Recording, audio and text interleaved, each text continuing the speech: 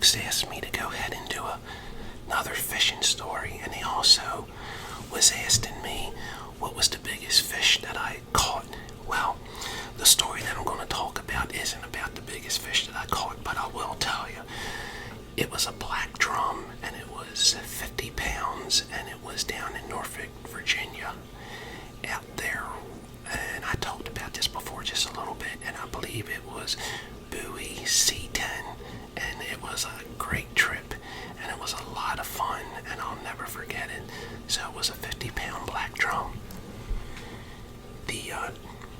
The trip that I'm going to talk about today is a memorable trip. I have several memorable fishing trips, but this is just one of them.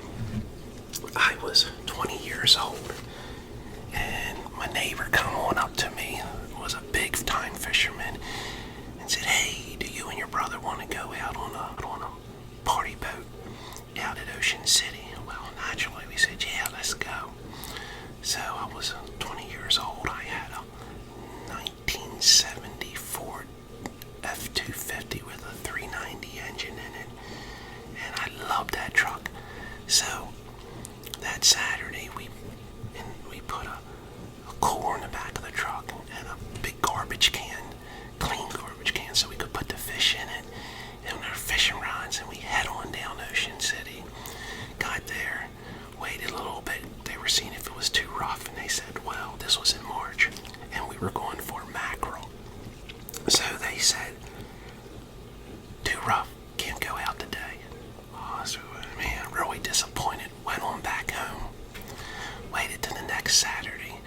Loaded the truck up with the fishing rods. Put in the garbage can we had high hopes to put the fishing rod in. High hopes of catching these mackerel. Drove all the way down, about a 3-hour ride from where I grew up at. Got there early in the morning, and they were sitting around waiting to see what the captain was going to say. He said, well, too rough, can't go out. So 1 week later, did the same thing again, loaded the truck up, went on down, sat around and see what the captain said.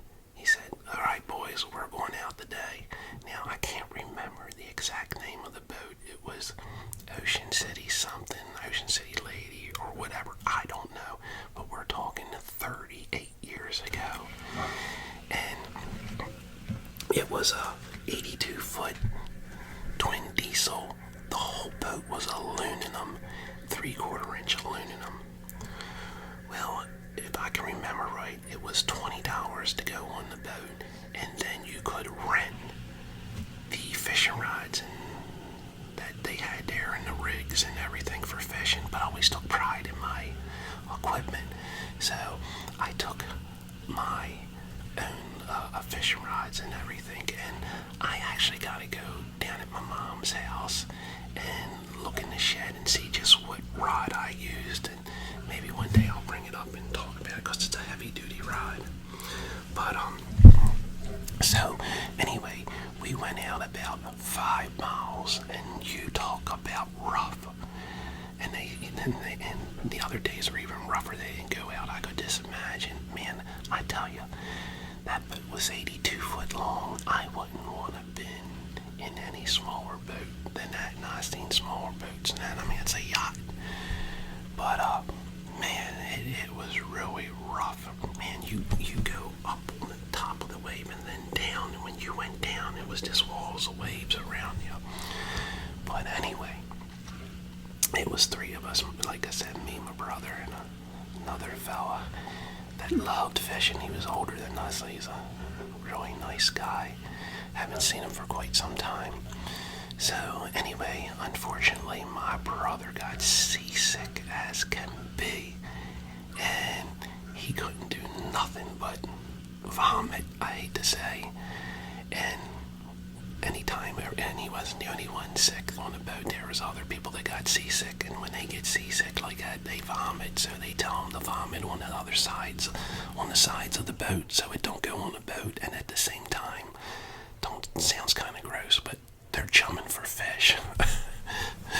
But anyway, like I said, we were out about 5 miles, give or take, and It was really neat because that was my first time on a big party boat like that, and I can't quite remember how deep, but he did tell us how deep that water was. But anyway, he'd be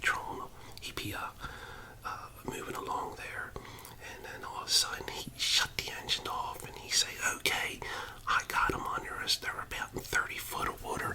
Drop your lines down about that far and start jigging." Well, that was very exciting, and we did, and it was really neat.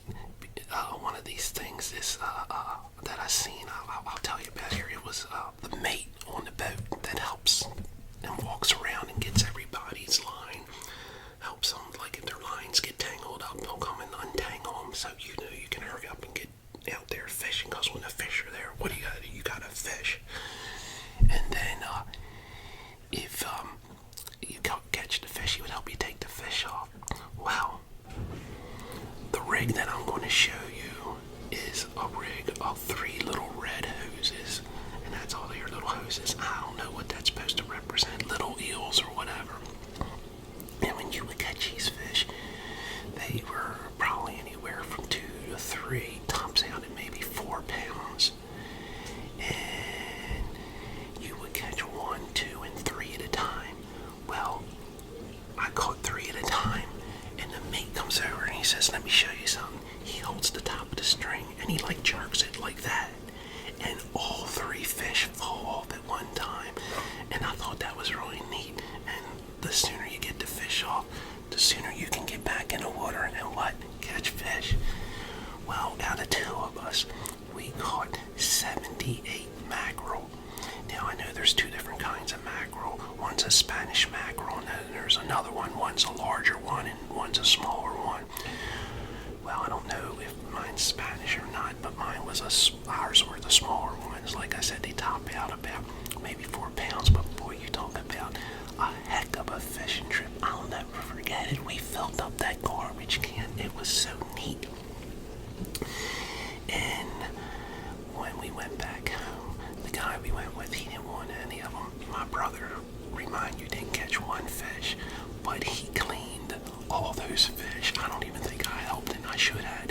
He cleaned 78 mackerel, and he made fish cakes out of them, because they're not a real good fish to eat. But if you make fish cakes out of them, put a little Old Bay on them, they were very good. Well, we were eating fish cakes for the next year, and he cleaned every one of them. But that is a very, very memorable trip that I'll never forget. And I tell you, that water was so rough. That was something else. Okay, I have 2 rigs here that I bought years ago, and it's the old salty mackerel rig, ready to go. It's been in here for 38 years, and I'm going to open this up and show you the rig.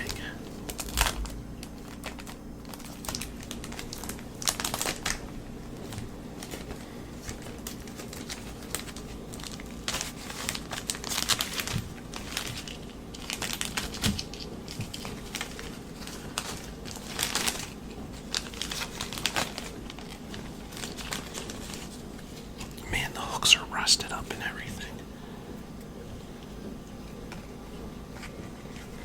Wow, things are starting to oxidize on the big burl swivel.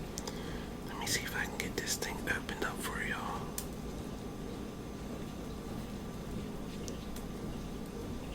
I'm doing it here. They got it so neatly folded up.